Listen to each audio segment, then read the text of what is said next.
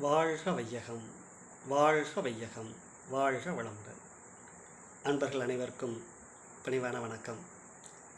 உங்களை மீண்டும் சந்திக்கிறதுல மிக்க மகிழ்ச்சி, ஆனந்தமாக இருக்குது. சரி, இன்று உடல் நலம் அப்படிங்கிற தலைப்பில் உங்களோட சில கருத்துக்களை பகிர்ந்துக்கலான் இருக்கேன். நண்பர்களே, உடல் நலம் மிக மிக முக்கியம். உடல் நலத்தை பாதுகாத்து கொள்வது சுயநலம் ஆகாது. நமக்கு எப்போ உடம்பு சரியில்லையோ அப்போவே பிறருக்கு பாரமாக மாறுறோம். யோசிச்சு பாருங்கள், உடம்பு சரியில்லை, உடலுக்கு வேதனை ஒன்று, ஃபஸ்ட்டு அதுதான் துன்பம். அந்த துன்பத்தை தாங்கணும். ரெண்டாவது, பிறருக்கு பாரமாக மாறுறோம். அவங்களுடைய கடமையெல்லாம் விட்டுட்டு நமக்காக உங்களுக்கு வெண்ணி வச்சு தரட்டுமா, மருந்து எடுத்து தரட்டுமா, இப்படி அவங்களுடைய கடமையை விட்டுட்டு நமக்கு உதவி செய்ய வேண்டியதாக போயிடுது. ஆக தனக்கும் துன்பம், குடும்பத்தில் உள்ளவங்களுக்கும் மற்றவர்களுக்கும் பாரமாக மாறுகிறோம். சமுதாயத்துக்கு செய்ய வேண்டிய கடமையை செய்ய முடியாமல் போயிடுது.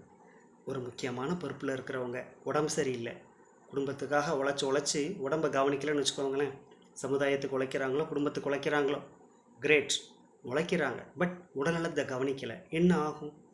உடல்லாம் பாதிக்கப்பட்டாச்சு. இப்போ அவங்களுக்கும் துன்பம், பிறருக்கும் பாரமாக மாறுறாங்க. அவங்க இந்த சமுதாயத்தில் முக்கியமான பொறுப்பில் இருக்காங்கன்னு வச்சுக்கோங்க, கடமையே செய்ய முடியாது. உதாரணத்துக்கு, ஒருத்தர் முக்கியமான பொறுப்பில் இருக்கிறாரு.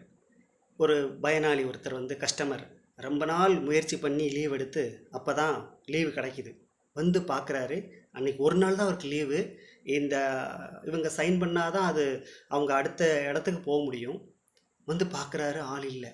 என்ன ஆகும்? ஐயோ, எனக்கு இவ்வளோ நாள் கழிச்சு இப்போ தானே எனக்கு லீவு கிடச்சிது, என்னது இது, இப்படி ஆகிப்போச்சே என் நிலமை, வருந்துறாங்க. அப்போ சமுதாயத்தில் அந்த பொறுப்பில் இருக்கிற நாம் உடல்நலம் பாதிக்கப்பட்டதுனால அவங்களுக்கு அந்த கடமையை செய்ய முடியலை. ஆக ஒருத்தருக்கு உடல்நலம் பாதிக்கப்பட்டால் தனக்கும் துன்பம், உடல் வேதனை, அது பிறருக்கு, குடும்பத்திற்கும் பிறருக்கும் பாரமாக மாறுகிறோம். மூணாவது, நாம் செய்ய வேண்டிய கடமையை செய்ய முடியவில்லை. பாருங்கள், அப்போ உடல்நலம் மிக மிக முக்கியம். தன்னை பேணி பாதுகாத்து கொள்வது சுயநலம் ஆகாது. அது மிக மிக முக்கியமான சமுதாய தொண்டு. அதுதான் முதல் தொண்டு. அவர் தந்தை வேதாத்திரி மகர்ஷி அவர்கள் சொல்லுவாங்க, ஒரு 5 கடமை சொல்லுவாங்க.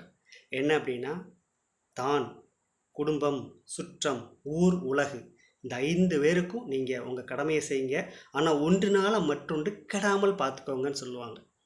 ஆக அதில் முதல் கடமையே என்ன தான்? தன்னை பாதுகாத்து கொள்வது. அப்போ தன்னை பாதுகாத்து கொள்வதுங்கிறது சுயநலம் கிடையாது. அதுதான் முதல் கடமையே. அதுதான். நீங்கள் இந்த உலகத்தில் எந்த ஒன்றை அனுபவிக்க வேண்டும்னாலும் சரி, அது சாப்பாடாக இருக்கட்டும், இல்லை உடல் அளவில் நீங்கள் சுற்றுப்பயணம் செய்வதாக இருக்கட்டும், எந்த இடத்துக்கு போகணும்னாலும் சரி, இந்த உலக இன்பங்களை துய்ப்பதற்கு முதல்ல நமக்கு தேவை உடல் ஆரோக்கியம். ஆக அப்பேற்பட்ட இந்த உடல் நலத்தை நம்ம எப்படி பாதுகாக்கணும்? மிக மிக போற்றி பாதுகாக்கணும். 1,00,000 ரூபா கொடுத்து ஒரு வண்டி வாங்குகிறோம், அதை எப்படியெல்லாம் பாதுகாக்கிறோம்? அதுக்கு என்ன போடுறோம்? துடைக்கிறோம், தூசி வரக்கூடாது, மூடி போடுறோம். அதோட மதிப்பு ஒரு 1,00,000 ரூபா இருக்கும். ஒரு பைக்கோ அல்லது ஒரு 2 வீலர் ஏதோ ஒன்று வாங்குறோம்னு வச்சுக்கோங்க, அவ்வளோ கவனிக்கிறோம்.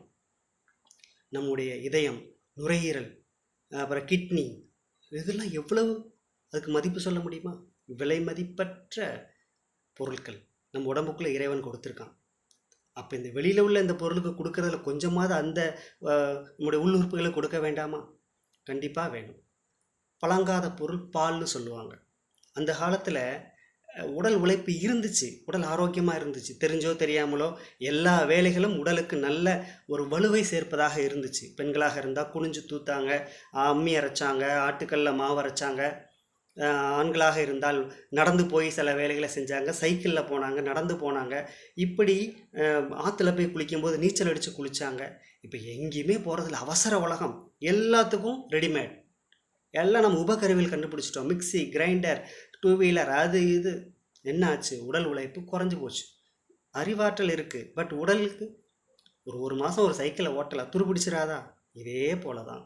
அது என்ன ஆகும்? அந்த சைக்கிள் ஓட்டவே இல்லை, எந்த பாகம்லாம் எங்களையோ துருப்பிடிச்சு போயிடும். அதே போல் நம்ம உடம்புக்கு தேவையான இயக்கம் இல்லைன்னா உடம்பும் கெட்டு போய்விடும். அதனால் நோய் தான் மிச்சம். சரி, பாருங்கள், சின்ன உதாரணம் சொல்கிறேன். இந்த எலும்பு தேய்மானம்லாம் தேய்மானம்னு நம்ம சொல்ல முடியாது, அது மருத்துவர்களுடைய இது. நம்ம ஒரு சின்ன உதாரணம் மட்டும் பார்க்குறேன். நம்ம எலும்பு இன்னொரு எலும்பில் இப்படி ஜாயிண்ட் ஆகிருக்கு பார்த்தீங்களா? அந்த இடத்துல ஒரு எலும்புக்கு இன்னொரு எலும்புக்கு இடையில ஒரு ஜவ்வு இருக்கும், ஒரு லிகமெண்ட் இருக்கும். அது இயங்கும் போது பசச்சத்து கிடைக்கும், ரத்த ஓட்டம் போகும்போது நல்லா இருக்கும், அது இயக்கம் நல்லா இருக்கும்.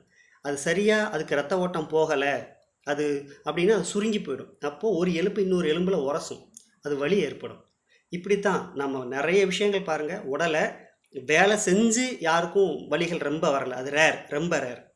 உடலை இயக்காமல் வலிகள் வந்தது தான் அதிகம். காரணம் அந்த உறுப்புகள்லாம் கொஞ்சம் கொஞ்சமாக தன் செயல்தன்மையை இழந்துக்கிட்டு வருது. ஆகையினால நண்பர்களே, உடல் ஆரோக்கியம் மிக மிக முக்கியம்.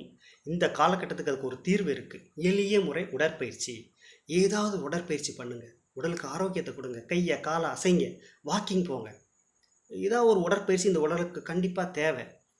நம்ம எளியமுறை உடற்பயிற்சி, வேதாத்ரி மகரிஷி அவர்கள் அந்த மனவளக்கலையில் எளியமுறை உடற்பயிற்சி கொடுத்துருக்காங்க. கைப்பயிற்சி, கால் பயிற்சி, நரம்பு மற்றும் தசைநார் மூச்சு பயிற்சி, கண் பயிற்சி, கபாலபதி, அதுக்கப்புறம் மகராசனம் 1, மகராசனம் 2, மசாஜ் அப்படிங்கிற ஒரு தேய்த்து உடல் பயிற்சி, அதுக்கப்புறம் 14 பாயிண்ட் அக்கு ப்ரெஷர். முக்கியமான 14 புள்ளிகள் நம்ம உடம்புல இருக்குது. அதை அக்கு ப்ரெஷர் மூலமாக அந்த டிரான்ஸ்ஃபார்மர்ஸ் மாதிரி அந்த புள்ளிகள் எல்லாம் அதை தூண்டி விடுறது. அப்புறம் ரிலாக்ஸேஷன். இதெல்லாம் செய்யும்போது உடல் ஆரோக்கியமாக இருக்கும், எந்த பக்க விளைவுகளும் கிடையாது. இன்றைக்கி உலகம் முழுவதும் உள்ள மருத்துவ வல்லுநர்களாக இருக்கட்டும், வர்மக்கலை நிபுணர்களாக இருக்கட்டும், இந்த உடற்பயிற்சியை போற்றுறாங்க. பரவாயில்ல, பெஸ்ட் பயிற்சின்னு சொல்கிறாங்க. அவர் வேதாத்ரி மகரிஷி அவர்கள் அதை உடலில் நல்லா ஆராய்ச்சி செய்து பார்த்து இந்த இந்த கஷ்டமான ஆசனங்கள்லாம் செஞ்சால், உடற்பயிற்சியெல்லாம் செஞ்சால் என்ன பலன் கிடைக்குமோ அது எல்லாம் இதில் எளிய முறையில் கொடுத்துருக்காங்க. ரொம்ப சிம்பிளாக கொடுத்துருக்காங்க. கஷ்டப்படாமல் எளிமையாக, அதாவது பழத்தை பழமாக சாப்பிட்றதுக்கும் ஜூஸாக குடிக்கிறதுக்கு எல்லாம் வித்தியாசம் இருக்குல்ல, அதை போல் இல்லை ஜூஸ் பிழிஞ்சு கொடுத்துருக்காங்க. அருமையான உடற்பயிற்சி. இதை செய்யும்போது உடல் நல்ல ஆரோக்கியமாக இருக்கும். உடலில் நோய் வராது. இரத்த ஓட்டம், வெப்ப ஓட்டம், காற்றோட்டம், உயிரோட்டம் இந்த 4ம் தடையில்லாமல் இயங்கும். அப்போ உடல் ஆரோக்கியமாக இருக்கும், நோய் வராது, இம்யூனிட்டி பவர் நல்லா இருக்கும். நண்பர்களே, உடல் ஆரோக்கியம் மிக மிக முக்கியம். நல்லா புரிஞ்சுக்கோங்க. நம்ம பிறருக்கு பாரமாக மாறக்கூடாது அப்படின்னா முதல்ல நாம் உடலை நல்லா கவனிச்சுக்கணும். அது சுயநலம் ஆகவே ஆகாது. ஓகேவா? பார்த்துக்கோங்க. சமுதாயத்துக்காக உழைங்க, குடும்பத்துக்காக உழைங்க, தப்பில்லை. உழைப்பு மிக மிக முக்கியம்தான். அதே சமயத்தில் இந்த உடலுக்கு நாம் கொடுக்க வேண்டிய மரியாதையை கொடுக்கணும். சாதாரணமாக ஜடப்பொருளுக்கு கொடுக்குற மரியாதையில் கொஞ்சமாக இந்த உடலுக்கு வேண்டாமா? அப்போ உடல் ஆரோக்கியம் மிக மிக முக்கியங்கிறத உணர்ந்து இந்த உடலுக்கு தேவையான சிறிய பயிற்சிகள், அதற்கு தேவையான பக்குவங்கள்லாம் பார்த்து தன்னை பாதுகாத்து கொள்ளணும். பணம் எவ்வளோ வேணாலும் சேர்த்துக்கலாம், பட் சேர்த்த பணத்தை வச்சு நீங்கள் அதை அனுபவிக்கிறதுக்கு உடம்பு வேணும். சொந்தங்களுக்காக உழைக்கிறீங்க, பட் உடல்நலம் பாதிக்கப்பட்டால் அந்த சொந்தங்களுக்கு பாரமாக மாறிடுவோம். சமுதாயத்துக்காக உழைப்பது சரிதான், பட் உடம்பு சரியில்லைன்னா சமுதாயத்துக்கு பாரமாக மாறிடுவோம். அப்போது இந்த உடல் ஆரோக்கியத்தை பேணி பாதுகாப்பது சுயநலம் அல்ல.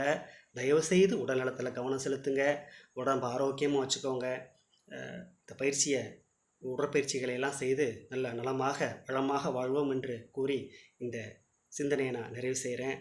எல்லாம் வல்ல இறையர்களாலும் குருமகான்கள் திருவருளாலும் உடல் நலம், நீள் ஆயுள், நிறை செல்வம், உயர் புகழ், மெய்ஞானம் ஓங்கி வாழ்வோம். வாழ்க வையகம், வாழ்க வையகம், வாழ்க வளமுடன்.